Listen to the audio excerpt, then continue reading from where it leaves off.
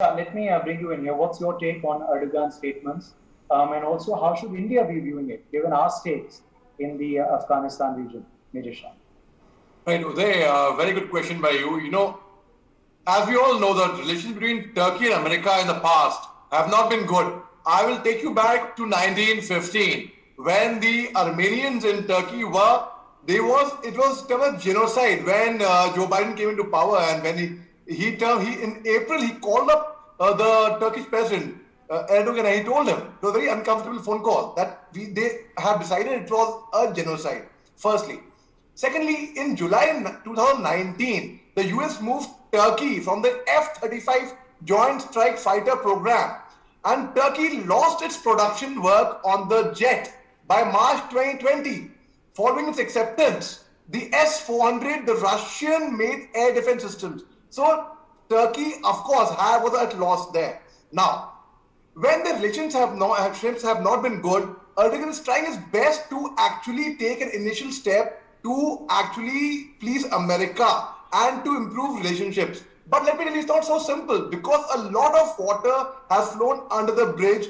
A lot in history is there. So they have to work very hard. Now, if they really want to actually maintain good relations with US or mend their ways, they should firstly withdraw support from China, where whole world is going against them. Turkey is supporting China. It's again a very, very ridiculous thing. Then the US stand for Turkey's decision to purchase the Russian S-400 air defense system renders its continued involvement with the F-39, which was impossible. That could not happen. Now, how India should view it? Because India is seeing that, okay, Turkey is trying to please US. Now, another question asked over here is, very, very well done. I see 25,000 troops withdrawing from US by 11 September after 2 decades of their induction in Afghanistan. Fine. Now, Turkey says that they will defend the airport over there, the Hamid Karzai airport in Kabul, and the diplomatic areas. But on what authority? Is it on NATO's authority? Will it be on bilateral ties? On what authority? Now, how India should view it is, as Ambassador Mukherjee would be in a better position to tell that, India is sensing who is trying to please a different country over there and who's not. So Turkey actually should, firstly, they're into, okay, there talks about China, about Libya, about Syria. They should firstly withdraw support from China. As plain, as simple as that. Because they are, again, a good contributor to UN, and China does not allow India to actually become a permanent member to UN.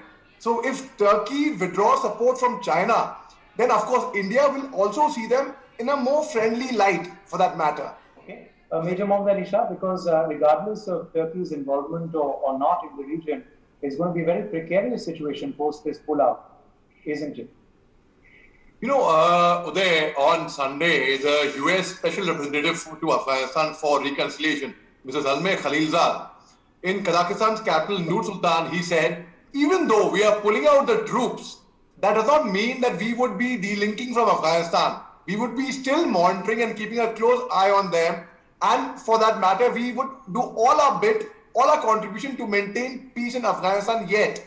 So, yes, though militarily, US is withdrawing its troops from there, 25,000 troops by 11th of September, which is a very big deal. But yet, since they would be keeping a close hawk's eye on Afghanistan, so I really don't think it's actually a grave concern to actually worry about. Because I think, as Jyota said, US knows everything actually, and they would keep a close eye.